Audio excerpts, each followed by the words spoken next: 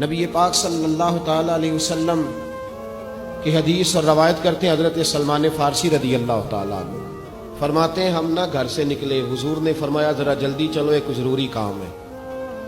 فرماتے ہیں بڑی تیزی کے ساتھ آج روٹین سے ہٹ کر محبوب نے تیز تیز قدم مبارک اٹھائے، تیز تیز، اور فرماتے ہیں ایک گلی ہم نے کراس کی، دوسری گلی میں جو پہنچے تو پھٹے پرانے کپڑے، سادی سی بیوی، اور حالت بتاتی تھی کہ بیچاری کسی غریب گھر کی ہے، وہ سڑک پہ کھڑی تھی اور رو رہی تھی۔ میرے کریم رسول نے فرمایا بلال اسے پوچھو کیا مسئلہ ہے، کیوں روتی ہے؟ تو حضرت سلمان عرض کرتے ہیں میں نے کہا حضور میں پوچھ لیتا ہوں، آپ جائیے، کام بڑا ضروری ہے جو نکلیں، میں معلومات کرتا ہوں۔ تو محبوب نے فرمایا نہیں، اس کے آنسو پوچھنے سے ضروری کوئی کام بھی نہیں، پہلے اس کی داد رسی ہوگی، اسے پہلے پوچھا جائے گا۔ روتے نہیں رہتے لوگ گھروں میں، لوگ گزر نہیں جاتے چپ کر کے، کتنے لوگ تڑپتے، کون احساس کرتا ہے؟ نبی پاک سید عالم صلی اللہ علیہ وسلم رکے اور اس خاتون سے پوچھا کیا بات ہے؟ اس نے کہا کہ بات کوئی بھی نہیں، میرا ایک ہی موٹا سا مسئلہ ہے۔ کہا وہ کیا؟ کہنے لگی میں غریب ہوں۔ میرے رسول پاک سید عالم صلی اللہ تعالی علیہ وآلہ وسلم نے فرمایا پہلے اسے پوچھو کیا مسئلہ ہے۔ کہنے لگی میں غریب ہوں، بوڑھی ہو گئی ہوں، ساری زندگی غلامی میں گزاری ہے، تیل لینے آئی تھی 5 دینار کا، بوتل میں تیل بھروایا ہے، اور اب بوڑھی ہوں نا تو کمر درد کرتی ہے، پیر پیچھے موڑا ہے تو میں گری ہوں، تیل زمین پی گئی ہے، اب زمین تو واپس نہیں کرتی، لیکن واپس جاؤں گی تو ایک یہودی عورت کی ملازمہ ہوں، وہ درے سے مارے گی، کھال ادھیڑ دے گی، میں بڑی پریشان ہوں، اب نہیں مار کھائی جاتی، ہڈیاں بوڑھی ہیں، قربان جاؤں۔ حضرت بلال کو حضور نے حکم دیا، فرمایا دوڑ کے گھر جا 5 دینار لا۔ فرماتے ہیں 5 دینار لائے، تیل خرید کے دیا، وہ پھر رونے لگی۔ فرمایا آپ کیوں روتی ہے؟ اس نے کہا بتایا نا غریب ہوں، غریب کا جرم کوئی نہیں ہوتا، لیکن پیس دیا جاتا ہے، پھر بھی مار تو اب بھی پڑے گی، اب کیوں پڑے گی؟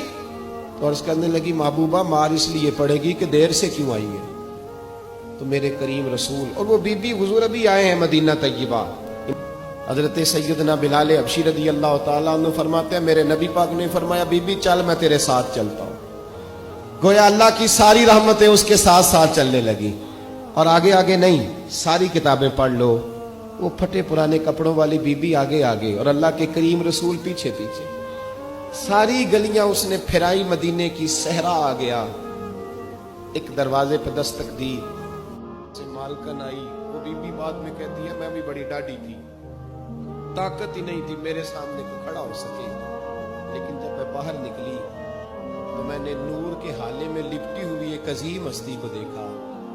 فرماتے محبوب کے گورے چٹے رنگ کے اوپر کالی زلفیں اور محبوب پاک کی مقدس آنکھیں، جب تک بات کرتے رہے نظریں زمین پہ جھکی رہی۔ شرم و حیا والے رسول نے بڑے میٹھے، بڑے دھیمے، بڑے خوبصورت لہجے میں کہا، بریلی کے امام فرماتے ہیں نیچی نظروں کی شرم و حیا پہ درود، بڑے دھیمے لہجے میں فرمایا تیری نوکرانی ہے تیری؟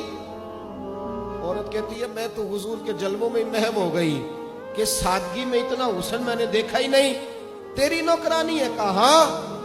تو میرے محبوب نے فرمایا بیچاری کی غلطی کوئی نہیں، اسے مارنا نا، اس سے تیل گر گیا تھا، نیا خریدتے دیر ہو گئی، رو رہی تھی تو میں سفارش کرنے آیا ہوں۔ وہ خاتون کہتی ہے کسی کی نہیں مانی تھی، پر محبوب کے جملوں میں تاثیر اتنی تھی، ککھ سواد نہیں مشری اندر، اساں کھنڈا می چکھ ڈٹھیاں، انہاں ساریاں شیواں نالوں گلاں سجن دیاں مٹھیاں۔ فرماتے ہیں نبی پاک صلی اللہ تعالی علیہ وآلہ وسلم نے فرمایا کچھ نہ کہنا، کہنے لگی نہیں کہتی، میرا وعدہ رہا، کچھ نہیں کہوں گی۔ اب میرے حبیب نے پھر نظر اٹھائی اور اس غریبنی کی طرف دیکھا اور فرمایا تو اگر کہے تو میں جاؤں، تو اگر کہے تو میں خود بھیک دے، خود ہی کہے منگتے کا بھلا ہو، تو اگر کہے تو میں جاؤں۔ اس نے خراج پیش کیا تو چند آنسو گرائے، کہنے لگی محبوبہ جیسے بندہ نوازی۔ حضور نے رخ پھیرا، حضرت بلال کہتے میں پیچھے رہ گیا تو وہ دونوں بیویاں دوڑ کے میرے پاس آئی، کہنے لگی بتا تو صحیح ہے کون؟ یہ بتا تو صحیح کون تھے؟ تو حضرت بلال کہنے لگی تم نہیں جانتے؟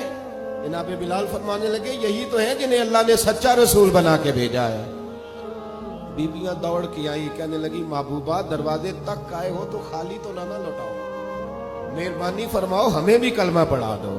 ڈاکٹر ہارون کہتے ہیں وہ بیبیاں وہاں کلمہ پڑھ رہی تھی اور میں حدیث پڑھ کے کلمہ پڑھ رہا تھا۔